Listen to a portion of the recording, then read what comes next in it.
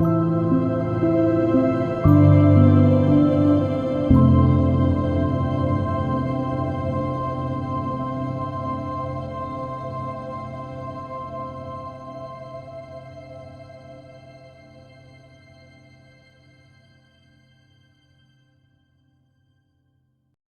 true meaning of the Sangha. Finally, let's talk about the Sangha, which usually refers to the monastic community or a group of at least 4 bhikkhus. In the Dharma-ending age, a monastic who doesn't break the 4 root vows can already be considered a good monastic with pure precepts. However, even such monastics are rare. Monastics are professional Buddhist practitioners. They are the heirs of the sublime qualities and virtues of the Buddha, and the core force in upholding, protecting, and propagating the Dharma. The thoughts, words, and actions of monastics must align with the principles of sutras, treatises, and precepts. Monastics should manifest the Buddha's image through their qualities of compassion, kindness, humbleness, sincerity, and non-attachment. This sounds really great. Many people implore to me, "Teacher, I want to become a monastic." But can you meet these requirements after you become a monastic? After ordination, you would represent the 3 jewels who would embody virtues such as compassion, kindness, humbleness, sincerity, and non-attachment.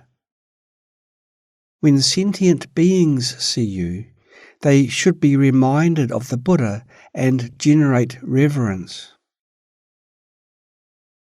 Therefore, in Buddhism, monastics are quite noble. The life of Buddhism depends on the existence of the monastic community and the observance of precepts. The precepts are the defining characteristic of monastics and Buddhism. If the precepts cease to exist, then monastics and Buddhism would cease to exist.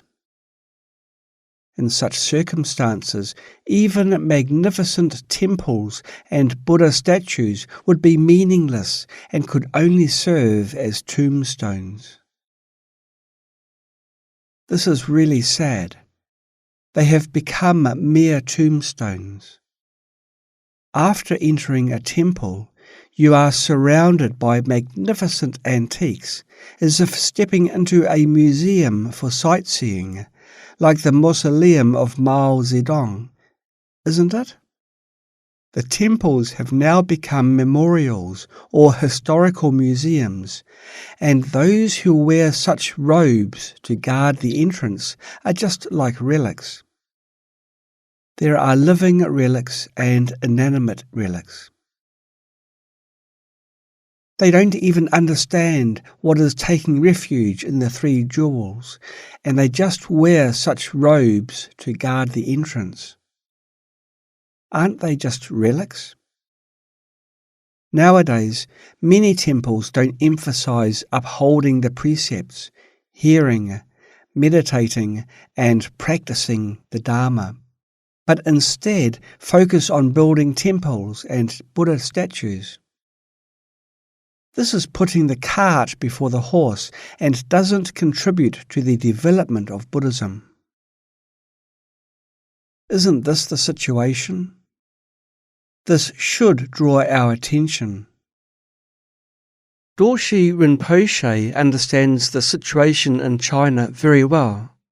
If a temple has no monastics who genuinely uphold the precepts, but instead focuses on building temples and Buddha statues, while neglecting listening, meditating, and practicing the Dharma, then it is confusing priorities and doesn't help Buddhism to flourish. Classification and levels of monastics. Monastics are generally classified into two types: enlightened monastics and ordinary monastics. Those who have attained the path of seeing in any of the three vehicles are called enlightened monastics, while those who haven't attained it are called ordinary monastics. Each of the three vehicles has its own path of seeing, with different definitions. There are the path of seeing in the Theravada, the path of seeing in the Mahayana, and the path of seeing in the Vajrayana. We will not elaborate what is the path of seeing here, as that is covered elsewhere. Once one attains the path of seeing, they become an enlightened monastic and will not decline any more.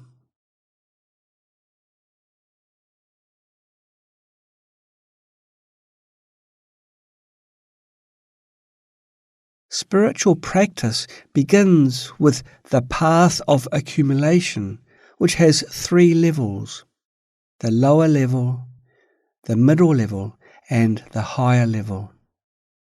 After that, there are 4 stages of the path of joining: the warmth stage, the peak stage, the forbearance stage, and the highest worldly stage. This refers to the path of accumulation, as well as the 4 stages of the path of joining that I mentioned earlier. After that is the path of seeing, and after attaining it, one becomes an enlightened monastic, no longer an ordinary monastic. Generally speaking, the sign of entering the path of accumulation is taking refuge in the 3 jewels, generating a bodhicitta, strictly upholding the precepts of individual liberation and the Bodhisattva vows, and practicing the 6 perfections. The sign of entering the path of joining is practicing the 9 stages of meditative stabilization, achieving a concentrated mind without distraction, and experiencing peace in body and mind. Ordinary monastics who haven't entered the path can be categorized into 3 levels: the higher level, the middle level, and the lower level. These teachings are not meant for us to observe and judge which path and level other monastics belong to. Instead, they are meant for us to observe our own current level. Don't observe others, as that's really wrong. Many people, after learning about these teachings, use them to observe monastics, while they themselves are just lay people. As a lay person, you are not even considered an ordinary monastic, so don't observe monastics. Please remember this. Don't observe monastics. What you need to do now is to uphold the 5 precepts. Many people are distorted. They cannot help but break the precepts and create such negative karma. How ignorant. Among ordinary monastics who haven't entered the path, the highest level refers to those who have unwavering faith, pure ethical conduct, and a dedicated practice of discipline, concentration, and wisdom.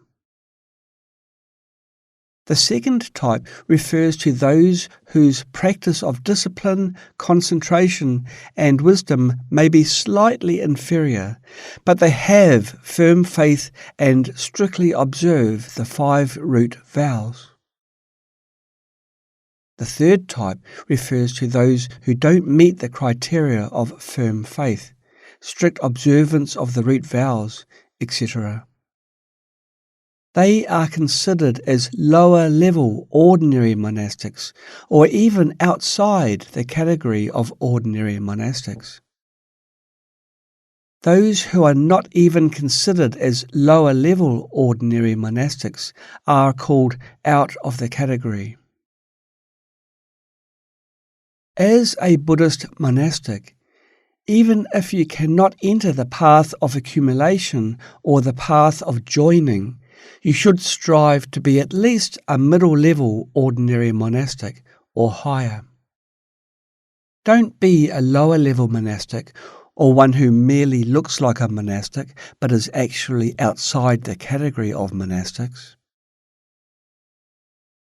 Those who have become monastics but don't uphold the precepts, consuming the offerings of devotees without repaying them, are parasites in the Buddhist community. The seats reserved for such people in the Avicii hell are the most plentiful. Therefore, we must be cautious. The sign of taking refuge in the 3 jewels is not the certificate of taking refuge. The sign of a monastic is not just a shaved head and monastic robe, but primarily one's virtues and ethical conduct.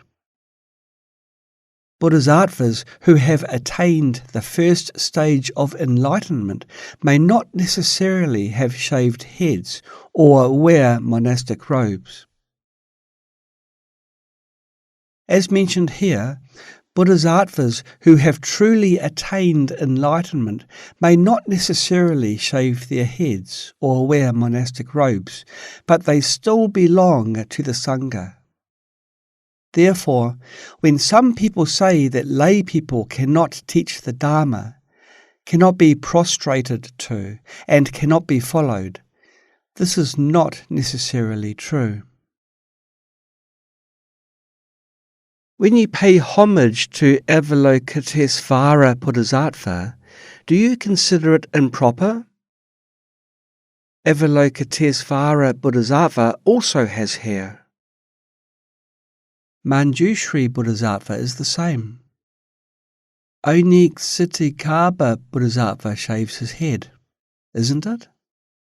You cannot categorize them based on hair. Enlightened Bodhisattvas cannot be categorized in this way, so you cannot call them lay people.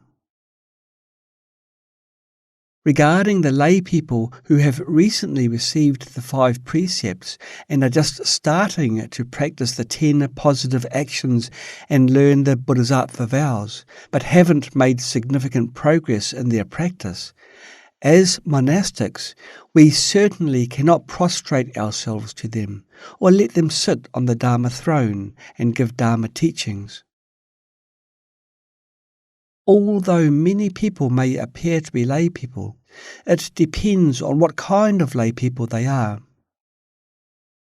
Avalokitesvara Bodhisattva also appears to be a lay person, but is he the same as an ordinary lay person? You cannot see enlightened Bodhisattvas as ordinary lay people. They are not lay people. They are Bodhisattvas who have attained enlightenment. Don't look down upon Bodhisattvas who have entered the path of seeing, as they also belong to the Sangha. So, some people may feel confused. Why should we prostrate to a layperson? It depends. If someone has already attained enlightenment, they are no longer a layperson, but instead a Buddha or Bodhisattva. So, if you have strong ego, please don't speak recklessly. Of course, we also need to observe carefully because enlightened laypeople are quite rare. Even if someone is a genuine Buddha or Bodhisattva, they may not openly manifest themselves. In the Vajrayana, the Dharma protectors, Dakas and Dakinis who have transcended samsara also belong to the Sangha.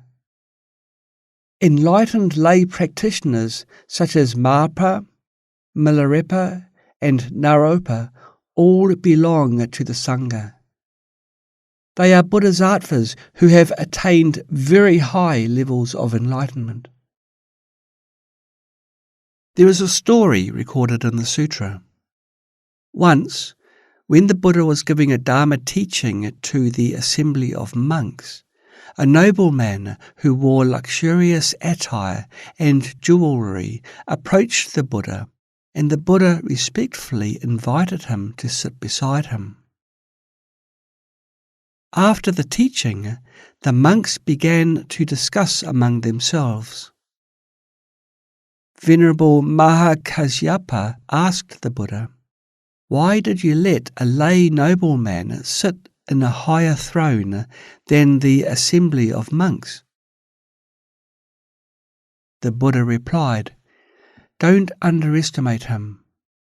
He is Manjushri Bodhisattva." Manjushri Bodhisattva, who was the Buddha's teacher, had arrived. Even Shakyamuni Buddha had been his disciple. Since the Buddha's teacher had arrived, how could the Buddha not invite him to sit beside him? The Buddha said, "Those who look like the Buddha are not necessarily Buddhas, and those who don't look like the Buddha are not necessarily non-Buddhas. Don't judge solely based on appearances. Don't simply observe if someone has shaved head and wears monastic robes, as there are many impostors who have shaved heads and wear monastic robes." So, in the Dharma-ending age, you need to practice diligently and learn from genuine spiritual teachers. Don't judge others based on whether they are lay people or monastics. Don't simply focus on appearances. Bodhisattvas who have attained enlightenment may not necessarily appear as monastics with shaved heads, but they also belong to the Sangha.